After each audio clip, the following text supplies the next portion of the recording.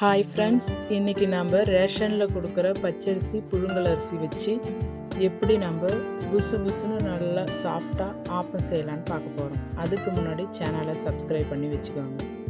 இதுக்கு ஒரு கப்பில் பச்சரிசி, ரேஷனில் போட்ட பச்சரிசி ஒரு கப்பு, ரேஷனில் போட்ட புழுங்கல் அரிசி ஒரு கப்பு, 1/4 கப்பு உளுந்து, 1 ஸ்பூன் வெந்தயம், இது எல்லாத்தையும் நல்லா 5லேருந்து 6 முறை நல்லா வாஷ் பண்ணிவிடுங்க. அதுக்கப்புறம் ஊற வச்சுருங்க. ஒரு 5 மணி நேரம் ஊற வச்சு எடுத்து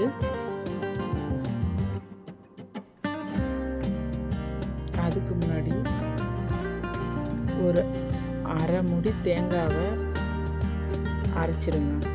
அது கூட அதை நல்லா அரைச்சிட்டு அதுக்கப்புறம் இந்த அரிசி, நம்ம ஊற வச்ச அரிசிலாம் போட்டு கொஞ்சம் கொஞ்சமாக போட்டு நல்லா மைய அரைக்கணும். ஆப்பத்துக்கு மட்டும் நல்லா மைய அரைக்கணும். 2-3 ட்ரிப்பு அந்த அரிசியை போட்டு நல்லா அரைச்சிருங்க. அரைச்சிட்டு அதில் கொஞ்சமாக உப்பு போட்டு ஒரு நைட்டு ஃபுல்லாக ஊற வச்சுருங்க. இன்றைக்கி நைட்டு அரைச்சிங்கன்னா நாளைக்கு காலைல நம்ம டிஃபனுக்கு இது ஆப்பம் சுடுற மாதிரி நீங்கள் ரெடி பண்ணி வச்சுருங்க. நல்லா புளிச்சு வந்திருக்கு பாருங்கள். இதுமாரி நல்லா புளிச்சிருக்கணும். அப்போ தான் ஆப்பம் நல்லா புசு புசுன்னு வரும்.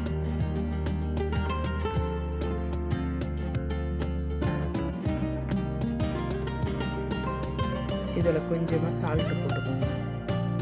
உங்களுக்கு தேவையான அளவு சால்ட்டு போட்டு நல்லா கலந்துருங்க.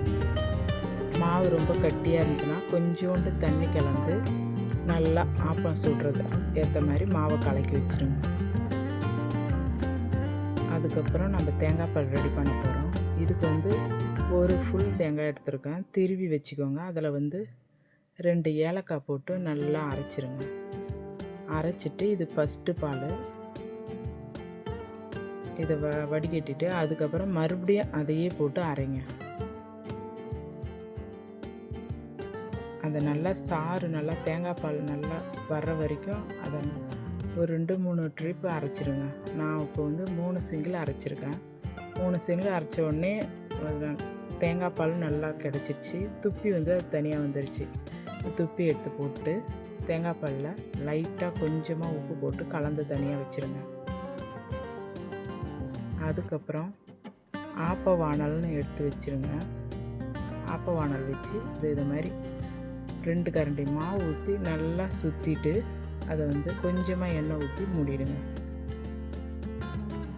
ஒரு 2 நிமிஷம் கழித்து ஓப்பன் பண்ணுங்கள். இது பாருங்கள், ஆப்பம் ரெடி ஆகிடுச்சு. இதேமாரி இன்னொரு ஆப்பமும் ஊற்றுறோம் பாருங்கள். இதேமாரி 2 கரண்டி மாவு ஊற்றி கொஞ்சமாக எண்ணெய் ஊற்றிக்கோங்க. நல்லா சுற்றி மூடி எடுத்துக்கோங்க. 2 நிமிஷம் வெந்தாலே போதும், நம்மளுக்கு ஆப்பம் ரெடி ஆகிடும். இது பாருங்கள், ஆப்பம் நல்லா சூப்பராக நல்லா சாஃப்டாக நல்லா புஷ்ஷுன்னு இருக்குது பாருங்கள். இதே மெத்தட்லேயே செய்யுங்க. இந்த ஆப்பம் சூப்பராக இருக்கும்.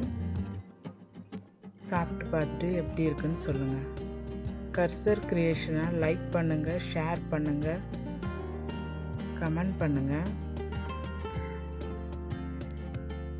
இந்த வீடியோ பார்த்ததுக்கு தேங்க்ஸ் ஃபார் வாட்சிங் கைஸ்.